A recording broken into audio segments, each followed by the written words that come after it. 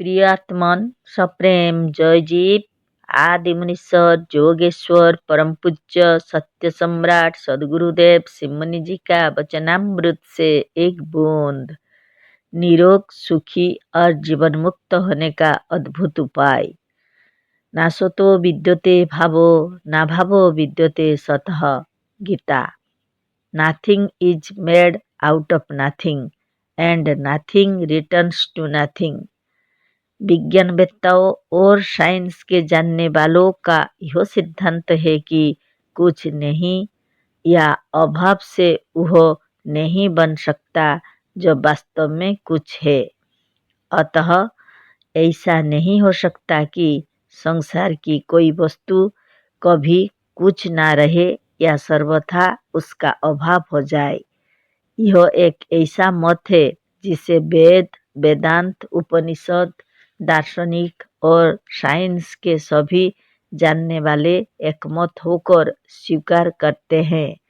ऊपर जो वचन दिए हुए हैं उनका मतलब भी यही है। सांसारिक ज्ञान या साइंस अब तक जहाँ तक पहुँचा है कि संसार के प्रत्येक पदार्थ, वस्तु या तत्व तीन अवस्था या दशा को प्राप्त हो सकते हैं। इनमें से एक नाम है दृढ़ सॉलिड, दूसरे का नाम है द्रव्य लिक्विड और तीसरे का नाम है गैसियस। इसे हम अपनी भाषा में अग्नि कहेंगे। भारतीय दार्शनिकों की अग्नि भी साधारण अग्नि नहीं है। दार्शनिक और विज्ञानवेत्ता इसी गैसियस तत्व को अग्नि कहते हैं। जैसे पानी, दृढ़ सॉलिड, द्रव्य लिक्विड और अग्नि गैस, इन तीनों अवस्थाओं में परिणत हो सकता है, उसी तरह से संसार का दृढ़ से दृढ़ तत्व व पदार्थ भी इन तीनों अवस्था में बदल सकता है। संसार की साधारण दृष्टि में सबसे दृढ़ व कठिन सॉलिड लोहा है। यही भी अधिक गर्मी पाकर द्रव्य और द्रव्य से हवा होकर अदृश्य हो सकता है। जहाँ हमने गैस को हवा कह दिया है, यद्यपि ऊपर हमने इसी गैस को अग्नि कहा है। बात यह है कि गैस का दार्शनिक नाम हमारी समझ में अग्नि ही हो सकता है, पर अग्नि कहने से साधारण लोग कुछ दूसरा ही समझते हैं। गैसियस पदार्थ सचमुच वैसी ही होते हैं जैसी हवा, और साधारण लोग हवा कहने से इस गैस को अच्छी तरह समझ सकते हैं। अतः थोड़ी देर के लिए पाठक हमें गैसियस तत्वों को हवा कहने दे। सांसारिक सभी जड़ तत्वों को अंग्रेजी में मैटर कहते हैं। सांसारिक सभी जड़ तत्व या मैटर की तीन गति हैं। एक तो वे दृढ़ हो सकते हैं, दूसरे द्रव हो सकते हैं, तीसरी आश्चर्यजनक बात यह है कि सर्वथा अदृश्य और हवा के रूप में भी हो सकते हैं। अब हम जो कहना चाहते हैं वह यह बात है कि जड़ संसार या स्थूल शरीर इसी जड़ तत्व व मैटर का बना हुआ है, और इस मैटर या जड़ तत्व की तीन गति हो सकती हैं, जैसे दृढ़, द्रव और हवा। यह वह सिद्धांत है कि जिससे अब हजारों लोग बड़े बड़े कारखानाओं में काम ले रहे हैं। असंख्य लोग इसकी परीक्षा कर चुके और अब यह स्वतंत्र, सर्वत्र और सर्वमान्य सिद्धांत हो चुका है। हमारे कहने का मतलब यह है कि सारा जड़ संसार या स्थूल शरीर हवा के रूप में हो सकता है, और हवा के रूप में होने पर भी उसका अस्तित्व बना रहेगा। जैसे दृढ़ व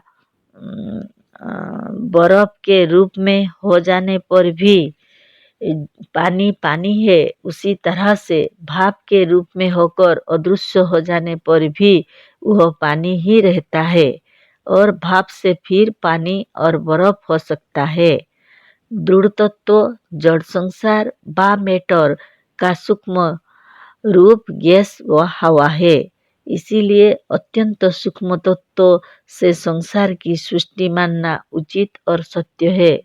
पर मैटर की सूक्ष्मता का अंत गैस ही तक नहीं है। अब बड़े बड़े साइंटिस्टों ने यह भी पता लगाया है कि इन विश्व ब्रह्मांड में गैस से भी अधिक सूक्ष्म पदार्थ वर्तमान है। इसका नाम इन विज्ञानवेत्ताओं ने ईथर रखा है। भारतवर्ष के पुराने दार्शनिकों ने हमारी समझ में इसी को वायु माना था, पर अब कुछ नए नए विज्ञानवेत्ताओं ने पता लगाया है कि संसार में ईथर से भी सूक्ष्म पदार्थ मौजूद है। इसको कुछ लोग ईथरन और कुछ लोग इलेक्ट्रॉन भी कहते हैं। अंग्रेजी में इसे लोग जो कुछ कहें, पर भारतीय दार्शनिकों ने इसी को आकाश कहा था। आकाश अत्यंत सूक्ष्म पदार्थ है और इतना सूक्ष्म तत्व है कि बहुत से लोग इसे शून्य मानते हैं। एतस्मात् आत्मनः आकाशः अशून्यः सम्भूतः। आकाशात् वायु, वायुरग्निः, अग्निरापः, पृथिवी। तैत्तरीय उपनिषद वल्ली 5 अनुवाक 1। जो लोग ईथरन या इलेक्ट्रॉन को नहीं मानते, वह इतना अवश्य मानते हैं कि यदि प्राकृतिक पदार्थ मैटर सूक्ष्म होने लगे तो गैस और ईथर से भी अधिक सूक्ष्म हो सकते हैं।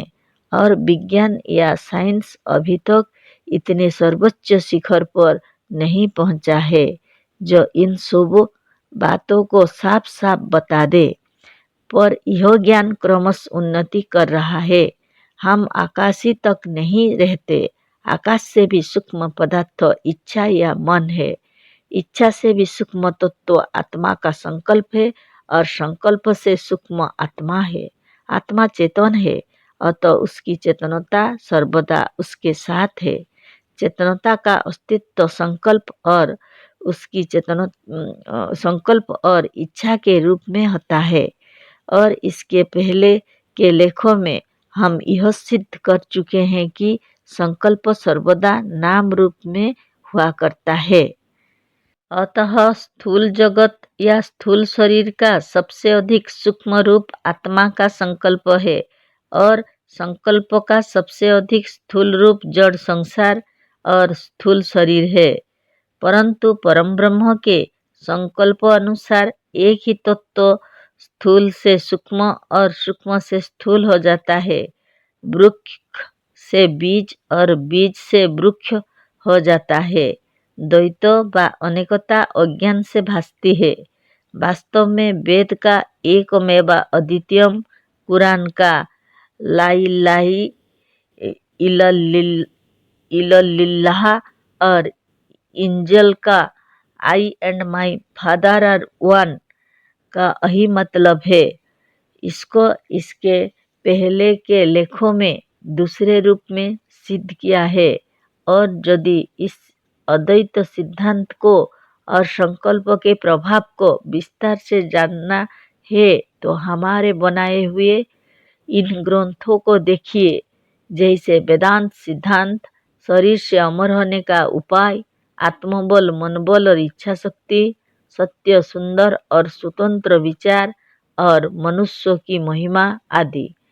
मिलने का पता ज्ञान शक्ति प्रेस, गोरखपुर, उत्तर प्रदेश है।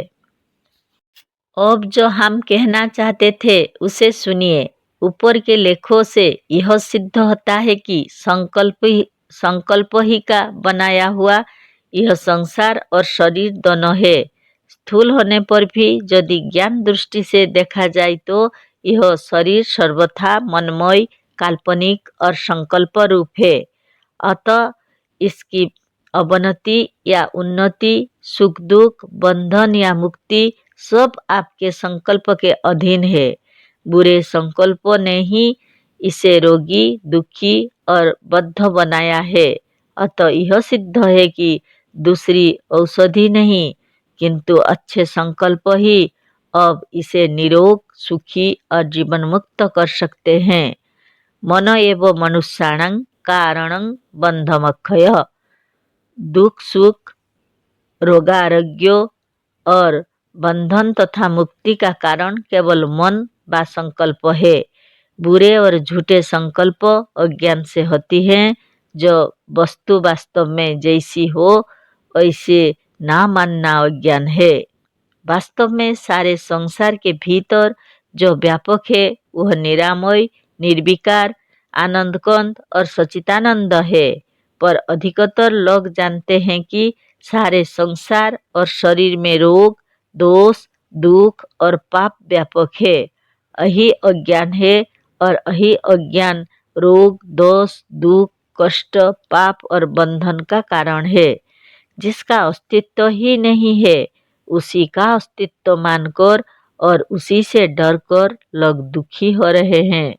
शेर अपने को गिद्धड़ मानकर दुखी है और बंधन में पड़ा हुआ है। निरामय, निरोग, निराकार और आनंद स्वरूप आत्मा अपने को रोगी, विकारवान और दुखी मान रहा है।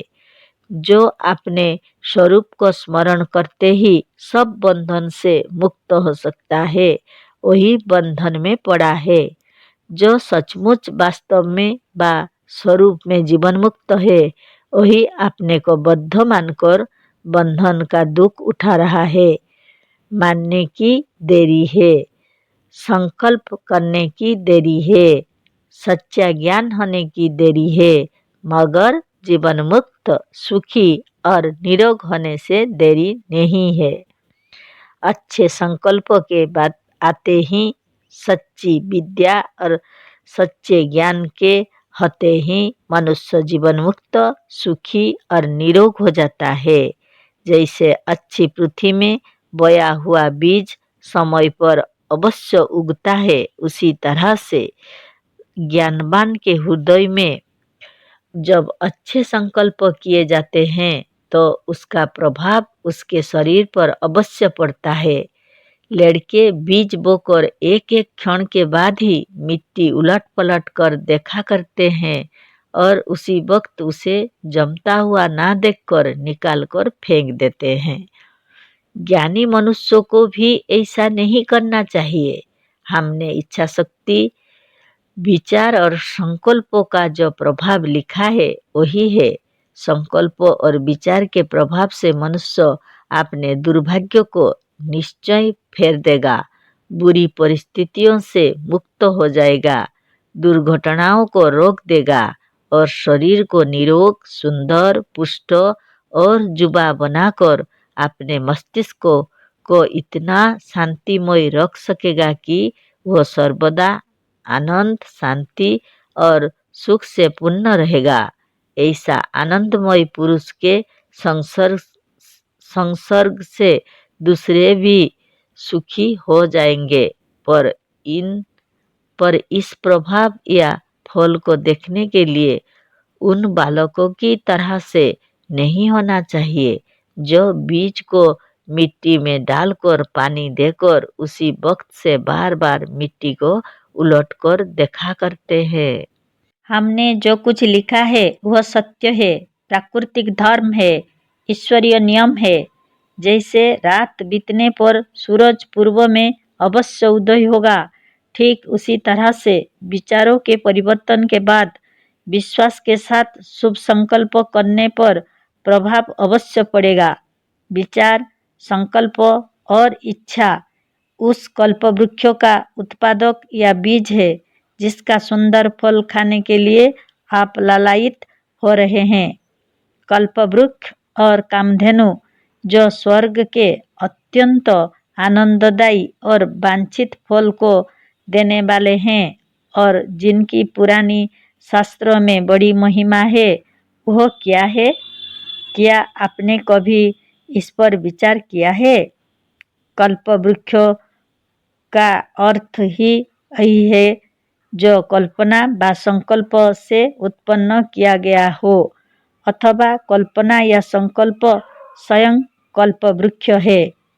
जो कामना या इच्छा से उत्पन्न की गई हो वही कामधेनु है, अथवा कामना और इच्छा को ही कामधेनु कहेंगे। संसार में इस कल्पवृक्ष और कामधेनु की बड़ी खोज है, पर यह सबके पास मौजूद है।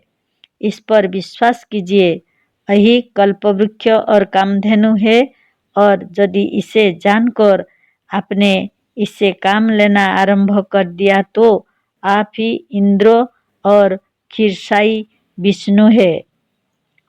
आपके लिए यह मृत्युलोक ही अमरलोक है। इस विषय को यदि विस्तार से जानना हो तो हमारी बनाई हुई पुस्तक शरीर से अमर होने का उपाय देखिए। मजहबी लोगों के कथानुसार भी प्रलय के बाद जब सृष्टि होती है तो उसे दूसरा कल्प कहते हैं, और महाप्रलय के बाद जब सृष्टि होती है तो उसे महाकल्प कहते हैं। यह परम ब्रह्म की कल्पना से होता है, इसी से इसे कल्प कहते हैं। प्रपंच भी संसार को कहते हैं, क्योंकि पुराने दार्शनिकों के मत से संसार 5 प्रकार के तत्वों से बना है। भारत में प्रपंच का प्रयोग मिथ्या और कल्पना मात्र के लिए भी होता है। जैसे हमने सारे संसार को कल्पना मात्र सिद्ध किया है, उसी तरह से हमारा शरीर भी कल्पना मात्र और मनमय है। हाथ के भीतर कोई हाथ नहीं है, पर यह समूचा हाथ उठने की कल्पना होते ही उठ जाता है। यदि यह हाथ कल्पना मात्र ना होता तो केवल कल्पना से कभी उठ नहीं सकता। सूक्ष्म पदार्थ सूक्ष्म ही औजार से उठ सकते हैं। छोटी चीजें बांस के मोटे डंडे से नहीं उठ सकती, उसके लिए छोटी चिमटी चाहिए। इसी तरह से बड़े बड़े सखुए के लट्टे चिमटी से या सुई से नहीं उठाए जा सकते। 3.5 हाथ का हमारा शरीर यदि कल्पना मात्र और मनमय ना होता तो यह संभव नहीं था कि हम केवल अपने मन और कल्पना के इशारे पर इसे नचा सकते। और यदि यह शरीर कल्पना मात्र और मनमय है, और यदि हम इसे अपने मन और कल्पना से उठा और बैठा सकते हैं, तो हम निश्चय इसे अपनी अच्छी कल्पनाओं और इच्छा शक्ति द्वारा निरोग, सुंदर और पुष्ट बना सकते हैं। इस पूर्वोक्त ज्ञानानुसार निश्चय विश्वास के साथ जब हम कल्पना करते हैं कि हम निरोग, सुंदर, सुढल, पुष्ट और जुबा हैं, तो यह असंभव नहीं है कि हम ऐसे ही ना हो जाए।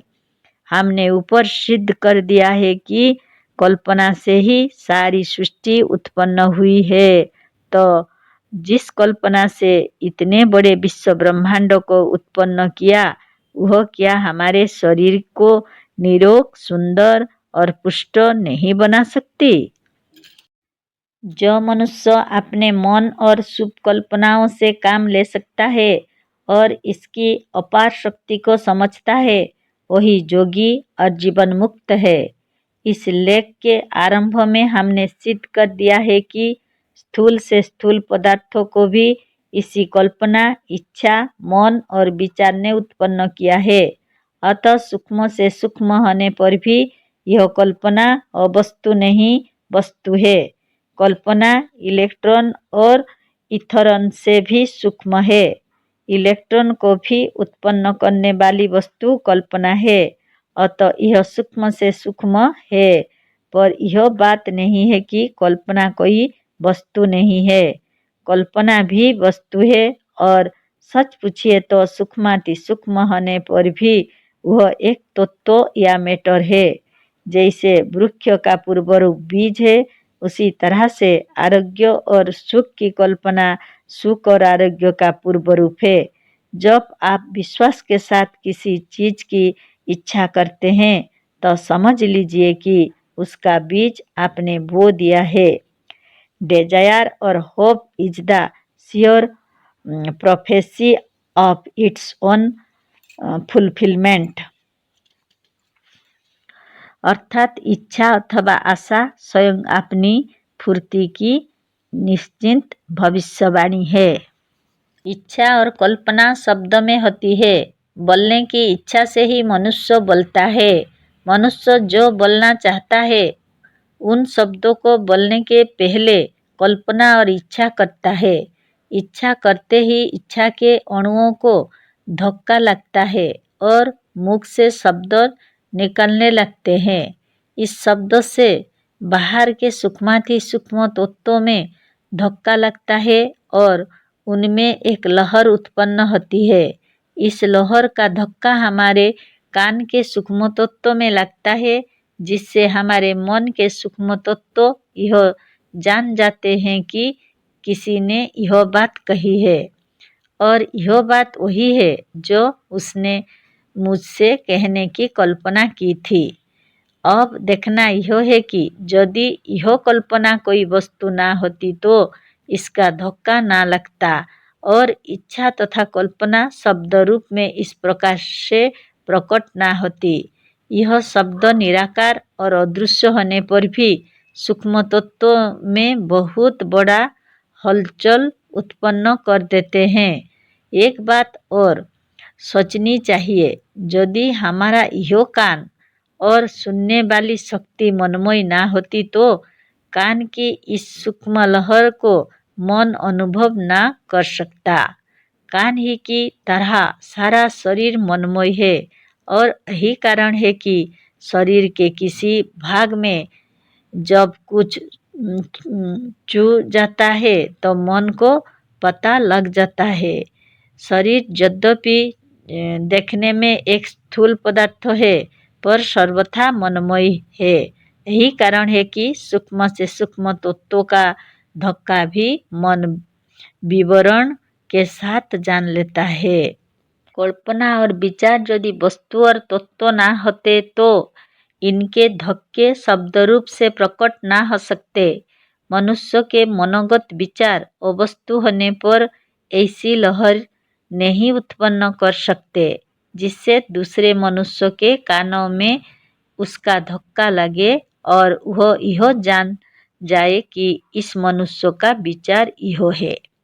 इसीलिए कल्पना, इच्छा और विचार वस्तु नहीं वस्तु है।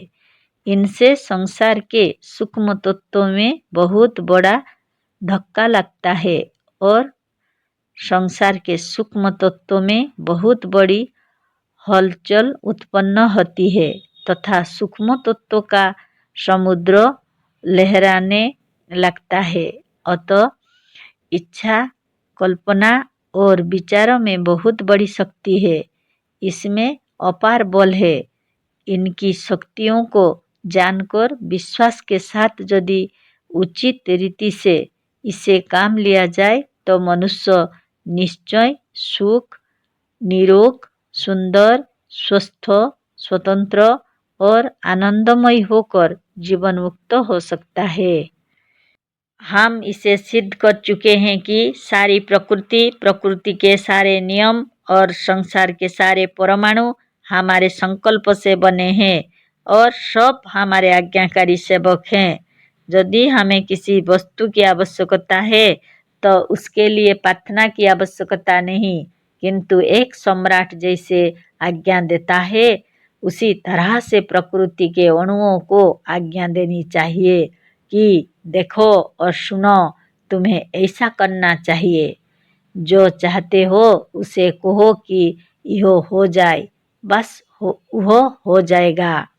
मुहम्मदीय धर्म भी कहता है कि सृष्टि के आदि में कुछ नहीं था, उसने कहा कुन अर्थात हो जा, बस सब कुछ हो गया। उन लोगों के मत से भी आदि में सिवा खुदा के कुछ नहीं था और अब भी एक खुदा के सिवा दूसरा कुछ नहीं है। ला इलाहा इल्लल्लाह, अतः सब कुछ वही है, हम भी वही है और संसार का प्रत्येक अणु वही है। अतः हमें भी यदि किसी वस्तु की इच्छा है तो वही कहना चाहिए कि हो जा। यदि आपके किसी अंग में पीड़ा है तो उस अंग को आज्ञा दीजिए कि ठीक हो जा। कल्पना कीजिए कि यह रोग छूट रहा है, बस वह अंग ठीक हो जाएगा और पीड़ा दूर हो जाएगी। रोग कोई वस्तु नहीं है। रोग का अस्तित्व अज्ञान और भ्रम में है। रोग संसार में है ही नहीं। इसे सच्चे शुभ विचार द्वारा मन से निकाल देना चाहिए। यदि अज्ञान और भ्रम से किसी अनुचित कर्म या भय का यह फल हुआ कि शरीर में भीतर किसी रोग, दुख या पीड़ा का अनुभव हो रहा है, तो चित्त को एकाग्र करके बैठ जाइए और विचार द्वारा उस पीड़ा और रोग को निकाल जाने की आज्ञा दीजिए। उस अंग को भी जहाँ पीड़ा है ठीक हो जाने के लिए कह दीजिए। सब ठीक हो जाएगा और सारी पीड़ा दूर हो जाएगी। बड़े बड़े विज्ञानवेत्ता व साइंस जानने वाले इस बात को मानते हैं कि सारे संसार का कारण कोई एक ही तत्व है और वह भावना के पैर सूक्ष्म होने पर भी हम एक तत्व ही व मैटर ही मानते हैं। वह सूक्ष्म तत्व संकल्प, मन, इच्छा या विचार है। यह सूक्ष्म से भी सूक्ष्म अर्थात सबसे सूक्ष्म होने पर भी एक तत्व है, एक चीज है, एक वस्तु है। पर ऐसी वस्तु या पदार्थ है कि सारा संसार इसी का बनाया हुआ है। यूरोपीय फिलोसोफर ने कहा है कि current of thoughts like the tidal waves of the sea, many often it tract, outlined and measured. अर्थात विचार द्वारा समुद्र की प्रबल लहरों के समान बहुधा जानी जा सकती है। उन्हें अंकित किया और नापा भी जा सकता है। यदि कोई अपने दुर्भाग्यों को फेर कर सुखी, निरोग, सुंदर, पुष्ट, आनंदमय या जीवन मुक्त होना चाहता है तो उसे इसी संकल्प और विचार से काम लेना चाहिए। सफलता, स्वतंत्रता और मुक्ति का गुप्त रहस्य इसी संकल्प और इच्छा शक्ति के भीतर छिपा हुआ है। इन लेखों को पढ़कर मनुष्य दृढ़ता के साथ इस बात को जान लेगा कि रोग कोई वस्तु नहीं है। रोग, दोष, दुख और बंधन संसार में उत्पन्न ही नहीं हुए, यह बने ही नहीं। यह ज्ञान आपके हृदय से भय, अविश्वास, भ्रम और अज्ञान निकाल देगा और निरोग होने के लिए इसे निकाल देना परमावश्यक है। अतः हमारे इन लेखों का पाठ बारंबार करना बहुत ही आवश्यक है। इसे तब तक पढ़ने चाहिए जब तक कि आपके मन से रोग और दुख का भय सर्वथा निकल ना जाए। इन लेखों को साधारण रीति से पढ़ लेना ही नहीं, बल्कि पढ़ने से भी अधिक देर तक इसका मनन करना चाहिए। यह ठीक है या नहीं, ऐसे अविश्वास और ऐसी शंकाएं जब तक हृदय में है, तब तक संकल्प में बल नहीं आ सकता। अंधविश्वास से भी कोई लाभ नहीं है। यही कारण है कि हमने इन लेखों में अनेक प्रबल प्रमाणों और युक्तियों से काम लिया है। इन सिद्धांतों को जो अब चाहे तब प्रत्यक्ष अनुभव कर सकता है, पर इन लेखों को पढ़ते समय पुराने विचारों और पक्षपात को अलग कर देना चाहिए। पक्षपात छोड़कर विचार करने पर यह अकाट्य, अचल और सर्वथा सत्य मालूम होगा। इन लेखों को पढ़ने और मनन करने के बाद नित्य एक आसन से बैठकर ध्यान भी करना चाहिए। ध्यान इस बात का करना चाहिए कि अब किसी बात का भय नहीं है। रोग दोष विपत्ति और दुख उत्पन्न ही नहीं हुए, वह बने ही नहीं। भ्रम भय और अज्ञान से यह आगे थे जो निकल रहे हैं। शरीर को इस तरह से आज्ञा दीजिए जैसे हम अपने छोटे भाई या किसी बहुत ही आज्ञाकारी सेवक से बातें करते हैं। शरीर से कहिए, देखो यह रोग भय भ्रम और अज्ञान से भास रहे हैं, इन्हें निकाल दो। इस विपत्ति से कोई भी हो डरने की आवश्यकता नहीं। यह अब इधर नहीं आ सकती, इसे हमने टाल दिया है। देखो तुम निरोग सुखी जीवन मुक्त सुंदर और बलवान हो जाओ। तुम्हारे सब रोग अलग हो गए, तुम्हारी सब विपत्ति नष्ट हो गए, तुम्हारे सब दुख टल गए। अब तुम प्रसन्न हो जाओ। यह विश्वास के साथ कहते कहते खूब प्रसन्न होकर आनंद में मग्न हो जाओ और चित्त को इसी आनंद सागर में डूबह कर ध्यान अवस्था हो जाओ। जय जीव।